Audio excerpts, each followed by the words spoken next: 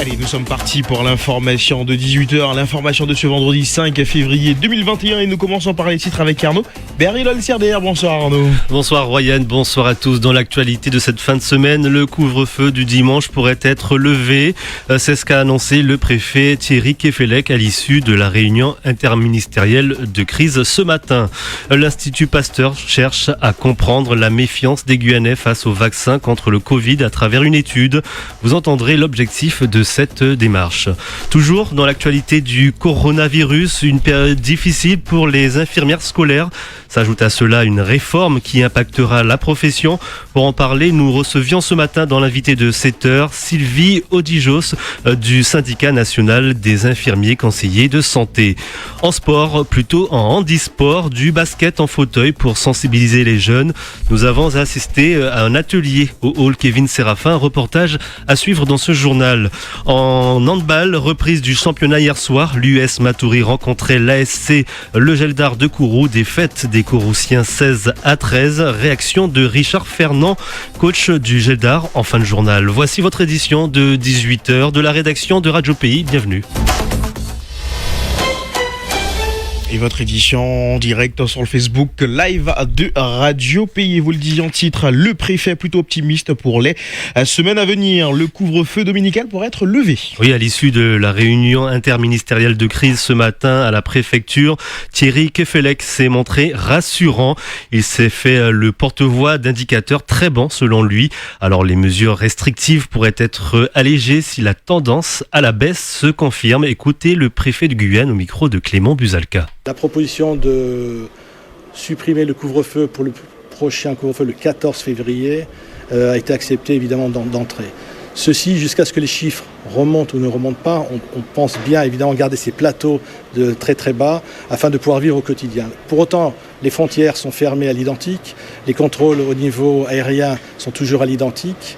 Et le travail sur les postes d'Irakubo et de Regina nous permet de fractionner le département et toujours pouvoir passer d'un côté à l'autre à partir de motifs impérieux. Ces mesures fonctionnent et à partir de là, on les maintient, sauf le couvre-feu qu'on annulera à partir de la semaine prochaine au vu des dernières statistiques qui seront rassurantes, mais on a confiance. Thierry Kefelec, le préfet de Guyane. Et on fait le point épidémiologique comme chaque jour. 32 nouveaux cas déclarés positifs ce vendredi 5 février sur 1004 tests réalisés. 25 patients sont hospitalisés, dont 11 en réanimation. Au total, on compte 16 296 cas positifs depuis le début de l'épidémie et 79 personnes sont malheureusement décédées du Covid-19 en Guyane. L'Institut Pasteur prépare une étude concernant l'intention vaccinale. Oui, si une certaine méfiance est constatée à l'égard du vaccin contre le Covid-19 à travers le monde, notamment en raison de la rapidité de son élaboration, elle est d'autant plus marquée en Guyane. Face à cette situation, l'Institut Pasteur de Guyane prépare une étude Cap Covid axée sur l'intention de vaccination des Guyanais. Pour Claude Flamand, le responsable de l'unité épidémiologique à l'Institut Pasteur, le but de cette étude est de donner les clés aux autorités de santé pour mieux communiquer et prévenir sur la campagne vaccinale. Nous, à l'Institut Pasteur, à l'unité d'épidémiologie, on s'intéresse un peu sur quels sont les points clés en fait des hésitations vaccinales. Donc, qu'est-ce qui gêne un peu par rapport à la vaccination ? Est-ce que c'est parce que on n'a pas encore assez de recul sur les effets à long terme ? Est-ce que c'est parce que on n'est pas sûr de l'efficacité des vaccins? Est-ce que c'est la problématique des variants qui inquiète? Donc, l'objectif pour nous, c'est de vraiment comprendre un peu d'où viennent les hésitations, quelles sont les questions qui n'ont pas encore de réponse, sur lesquelles il faudrait peut-être appuyer un peu des actions d'éducation, de prévention là-dessus, pour pouvoir bien comprendre quels sont les déterminants, les facteurs socio-comportementaux qui orientent un peu les intentions vaccinales. Claude Flamand, le responsable de l'unité épidémiologique à l'Institut Pasteur de Guyane. Et vaccination toujours des premiers patients vaccinés à Saint-Georges. Oui, 12 habitants ont été vaccinés cette semaine. Les équipes logistiques du centre hospitalier de Cayenne ont été fortement mobilisées pour garantir le respect de la chaîne du froid, puisque, on le rappelle, les 6 doses du vaccin doivent être utilisées dans les 5 heures suivant leur sortie du frigo à moins 80 degrés. Période difficile pour les infirmières scolaires. Il y a quelques jours, la profession s'est mobilisée pour faire grève. Une profession accaparée par la gestion du Covid-19 au détriment de l'accompagnement des élèves. Ajoutez à cela une réforme qui prévoit de totalement refonder la présence des infirmières scolaires dans les établissements.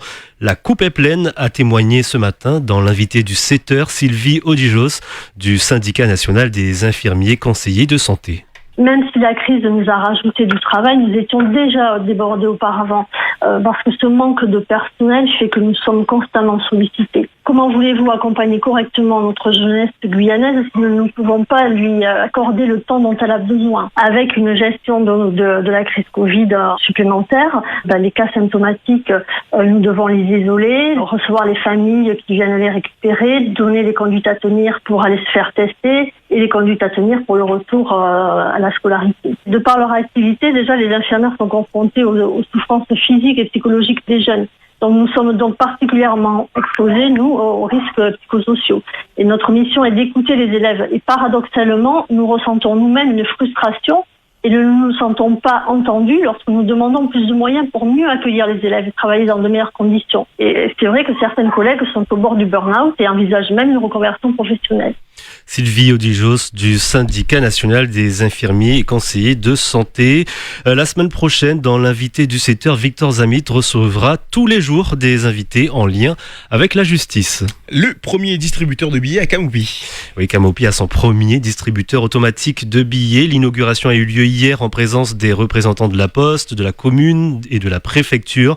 Car c'est bien grâce à de l'argent public que ce distributeur a vu le jour. Le bureau de poste de Camopi pourra également servir de lieu d'accueil pour aider les habitants dans leur démarche administrative.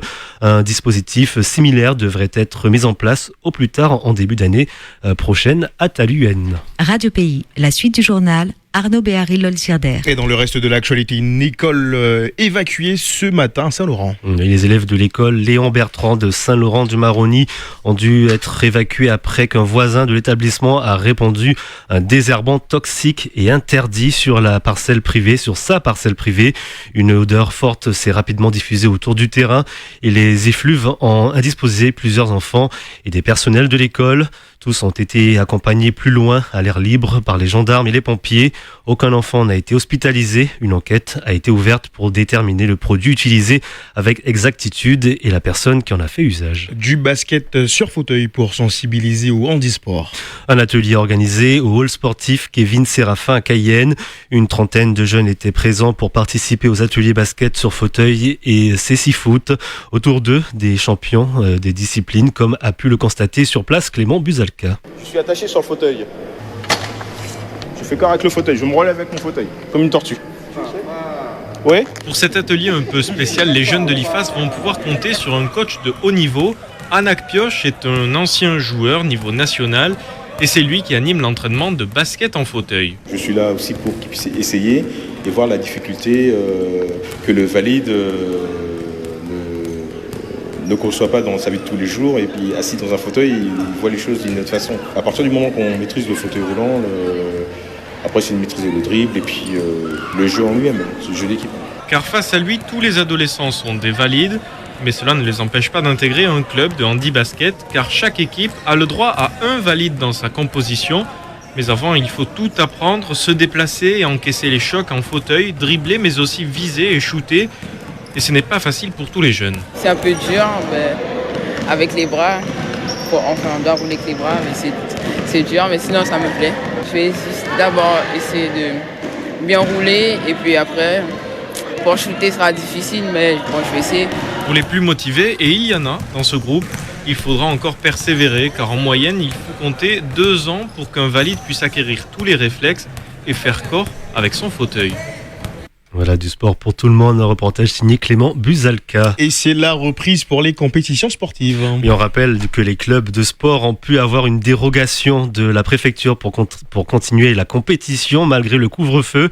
Hier, il y avait du handball, l'US Matoury contre le Geldar de Kourou sur les 2 tableaux. Chez les filles, le Geldar triomphe 26-22. Et puis chez les hommes, il y a eu du suspense jusqu'à la fin de la rencontre, puisque au final, le match se solde avec un score de 31-30 avec avec un but de Bruno Guillaume à 19 secondes à la fin de la partie et offre la victoire à l'US Matoury. On écoute le coach du Geldar de Kourou, Richard Fernand. Après les fêtes, c'est pas du tout entraîné. Le seul entraînement qu'on avait, c'était mardi. On arrive à faire ce qu'on peut jusqu'à 30 secondes de la fin. On arrive à égaliser. C'est vrai qu'on a la balle, on a de quoi récupérer la balle. On n'est pas attentif. Ils prennent le but, on prend le but pour l'égalisation. Et derrière, au lieu de rester posé, essayer de réfléchir, on a voulu vraiment à ce niveau-là, ça pardonne pas. Une petite erreur, voilà, ça a donné but à l'adversaire qui eux étaient déjà pliés. Lorsqu'on regarde un petit peu la situation, c'est vrai qu'on était en confinement, les joueurs n'ont pas beaucoup de jours d'entraînement, mais on constate qu'il y a quand même de la qualité de part et d'autre. Oui, il y a de la qualité, mais on sent quand même que les petites erreurs qui fait que le match se termine comme ça, c'est qu'il y a un manque d'entraînement pour pouvoir répéter les gestes et tout ça. Il y a un manque de travail derrière ça. Après, c'est vrai que les joueurs eux-mêmes, pendant le confinement, allaient courir tout ça, mais le côté qualité de jeu au ballon, tout ça, ça se sent sur la fin que voilà, ça manquait. Richard Fernand, coach du Geldar de Kourou, au micro d'Alain Paulmin. Ce soir chez les hommes, Montabo Athletic Club, AJSE chez les hommes, et samedi à Kourou, Geldar, Ara de Macouria sur les deux tableaux. En basket, suite du championnat avec à Saint-Laurent au masculin, Cosma Sport Guyanais, et puis retrouver toute l'actualité sportive du week-end dans le Tic Tac Sport ce samedi matin sur Radio Pays. Avec notre cher ami Alain Paulmin. Merci beaucoup Arnaud Béaril-Olciarder. Le prochain point de l'information, ça sera lundi dans les matinales des 5h avec Victor Zamit à 13h et Medouzi. Quant à vous, vous êtes là à 18h. Merci, un très bon week-end à l'écoute de Radio Pays.